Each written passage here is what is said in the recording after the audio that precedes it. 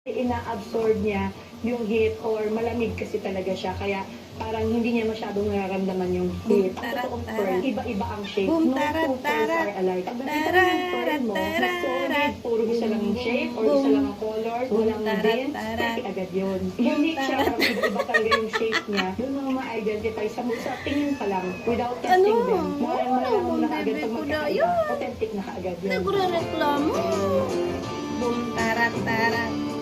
Boom, So, tarat, narinig niyo naman tarat. siguro kay Ma'am Earl yung pinagkaiba ng fresh at yung South Sea Pearl. Pero yung pinaka-main activity na talagang tumatak dito sa Puerto Princesa City, Palawan. At yung sinasabi kong pakulo nila is mag-open tayo ng Oyster. So may laro kami dito, Magaling ka sir. naman magka- Ito ang pinupuntahan sa shop namin, yung laro namin. Kasi we're not just selling product, we're selling experience. Wow. We're selling excitement. And to have that, ito ang isa sa games namin. Kapag ka naka 34